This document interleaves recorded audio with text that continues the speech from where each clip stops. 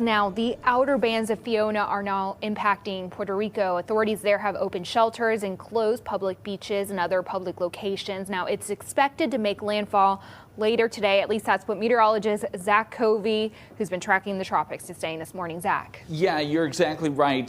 Fiona is slated to make at least its closest approach, if not a landfall, sometime tonight into the overnight hours, into the early morning hours of our Monday. Fiona's still a tropical storm. We will get to Fiona in just a second. I want to touch on this other area to watch.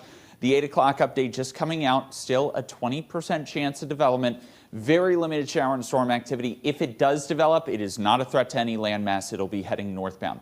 Now, it is 7:51. We are due the 8 a.m. update anytime.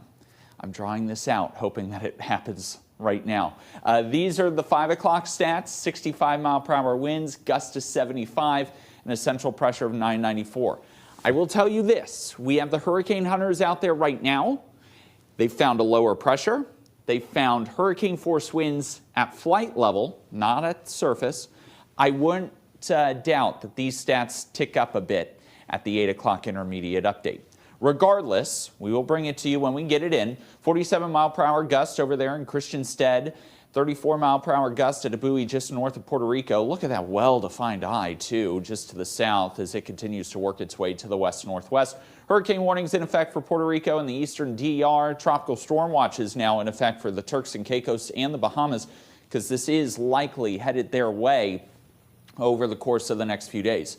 Now, I've been talking about the hurricane hunters out there. We've got NOAA in the pink line. The green line is the Air Force hurricane hunters. They are flying this storm, and they will continue to fly this storm nonstop. In fact, this is what NOAA found.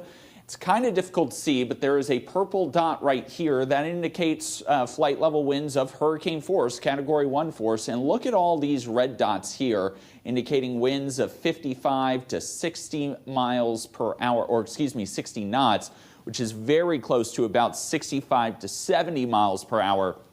Again, I don't think Fiona is a hurricane yet, but we are starting to see signs here that it is strengthening very, very quickly and could become a hurricane sometime today. Now, the good saving grace for us here in Florida is there is a digging trough that is going to be diving out of the eastern seaboard. And what that does is we've had a ridge of high pressure here, which has been bringing us all that rainfall recently. It's literally going to break that ridge. Half of it goes west, half of it goes east. This opens up an exit point for Fiona, and while it will go through the Turks and Caicos and southern Bahamas, it will slide out to sea. That is what the Hurricane Center is calling for. That is what I am calling for. I don't see any option for Fiona to make its path towards Florida. This would be a strengthening hurricane, though, and could become an issue for the Bermuda Island down the line. Look at some of these tropical intensity models. Yeah, could this become the first major hurricane of the season by Wednesday into Thursday? Some models say anywhere from Cat 3 to Cat 4 strength. So Fiona certainly on its way up in intensity over the next several days. But the good news is it will not be a threat to Florida. We will keep an eye on it, though.